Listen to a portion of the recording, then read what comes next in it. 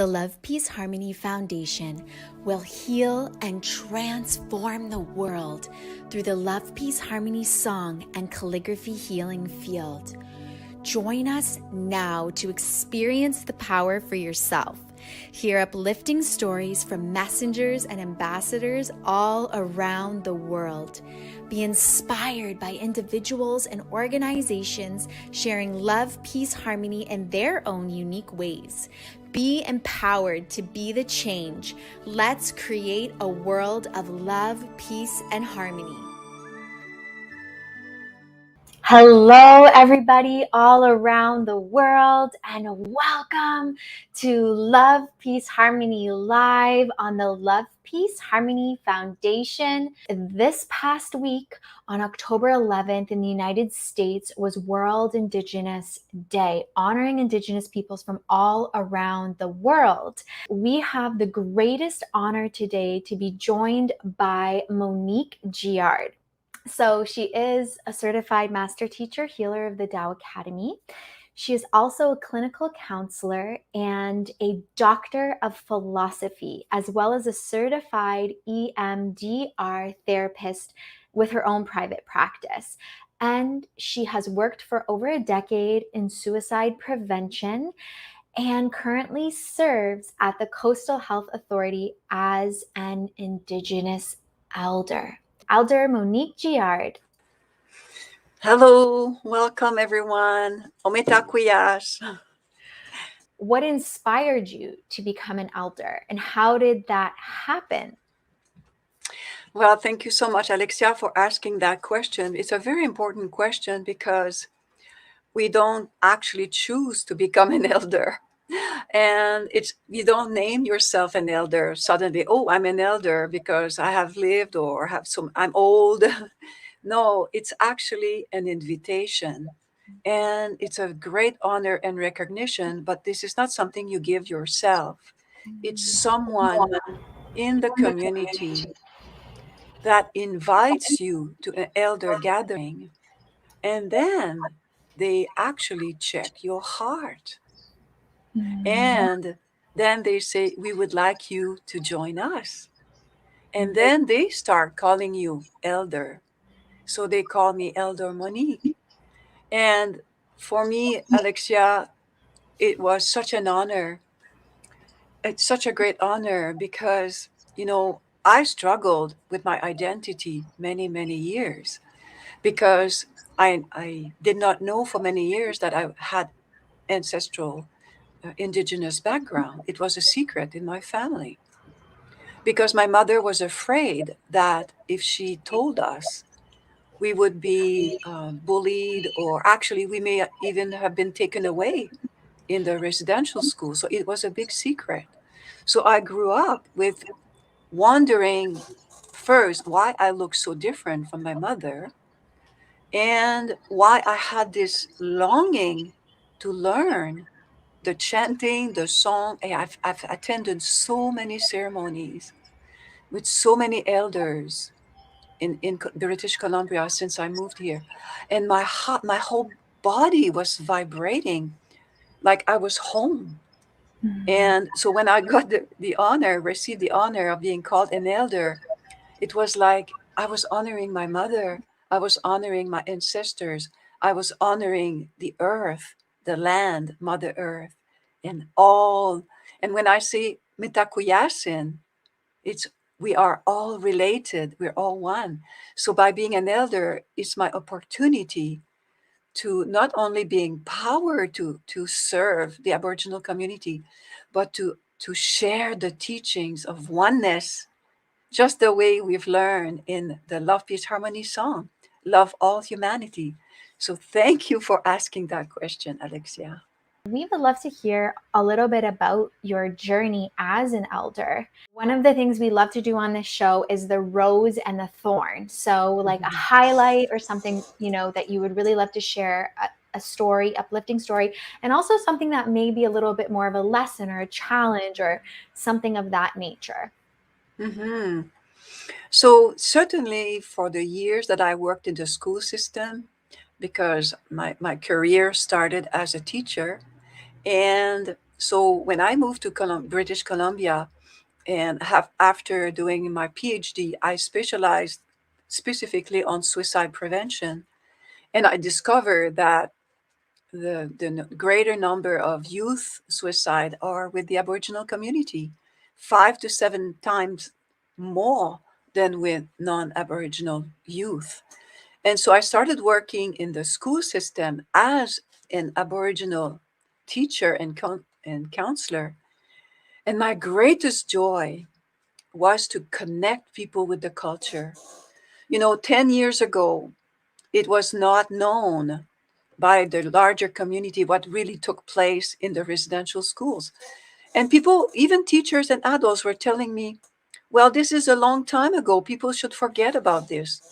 And in my heart, it was so painful. And that's why students did not want to connect with their culture, because they were blamed and punished and looked down and said, move on. And they were criticized for what they were experiencing. So students told me, I want nothing to do with my culture. And it hurt me. It hurt my soul. It hurt Mother Earth's soul and everyone's soul. And progressively, they learned the songs. They made their drums. They practiced, and I took them to ceremonies like the Sweat Lodge. We brought in grandfathers and grandmothers, like the elders. And during those 10 years, students learned the songs and connected at the heart and soul level with their ancestors. And great shift happened. The goal was to keep them in school, keep them away from self-medication behavior, and to connect them with their true self, with their soul. And that was the greatest joy. And so many students, we had higher numbers of students graduating from high school. And before, students would drop after grade 10 and they would say, I don't relate to the school system. There's nothing of my culture anywhere. People don't even acknowledge that we exist. And a shift started taking place. And now students are proud, and with the Truth and Reconciliation, more and more youth are embracing the culture, embracing singing the songs. And that's why I love the song Love, Peace, and Harmony so much, because they can learn the song. And I've been teaching the song Love, Peace, and Harmony. And that was my greatest joy. They felt the power of the song. Very powerful. Thank you so much for sharing this with us, and also for all of your great service and your heart opening experiences that you have brought to all of these children and transforming lives. And wow, it's just, it's an example of how we can grow humanity. And you mentioned Love, Peace, Harmony, you mentioned the song, and also, bringing in these beautiful, rich drops of wisdom of the culture, of all of these ancient traditions that have been happening for thousands of years.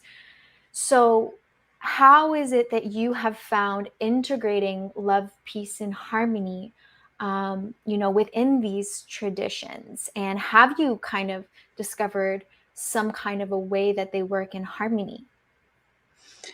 Great question. It has not been easy because there's a real great desire. And that's one of the thorn for me, like one of the challenges, because now that, the indigenous culture all around the world are finding their voice, they want the voice of the traditional songs. It's very important. However, we know that the love, peace, harmony song is oneness.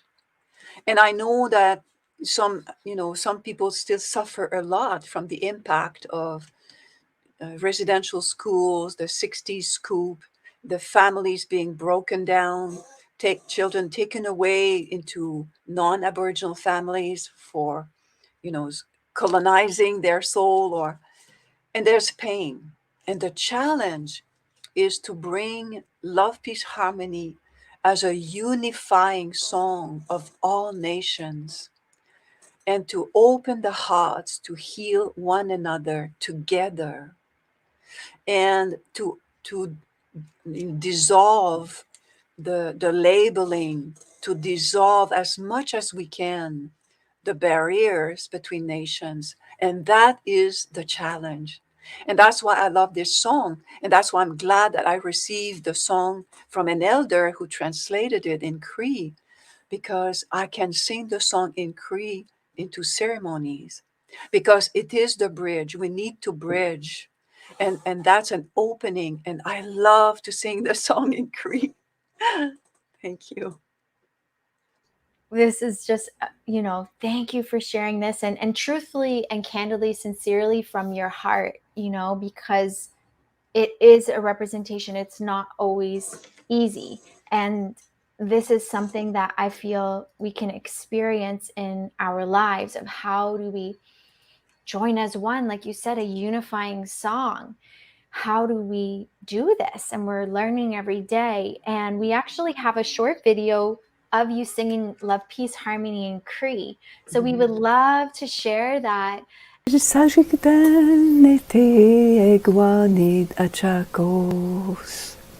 Ne sajihawa kakuya he mama we wichitaya egwa hachakusa sajitoen egwa mio wichitoen sajitoen egwa mio wichitoen. What was that like for you?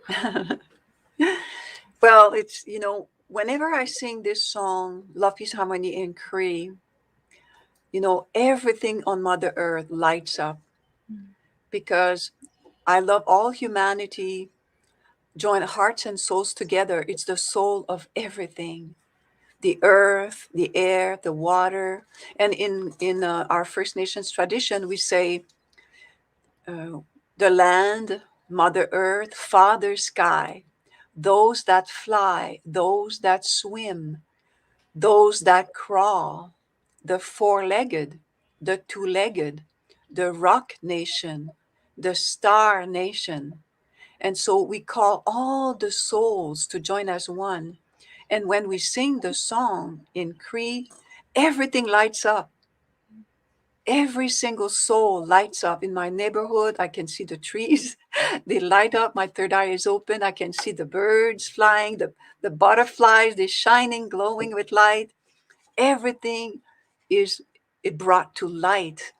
And every soul are lighting up, and all the ancestors are saying, yes, yes. They're cheering. They're so happy, because that is the vision that the elders had 5,000 years ago in the medicine wheel, which is the healing wheel, is that all nations around the world will join as one to bring healing.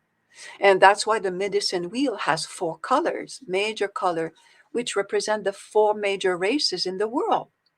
The white people, as we say, the people of the whiter skin, the people of Asia, which is represented by yellow, and we never call them by the color yellow. We say people of Asian tradition or ancestry. The red color is for the Aboriginal people of all around the world.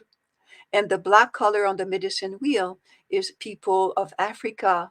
And so all the people are represented, and all the Métis people, which I am. I'm of Métis tradition.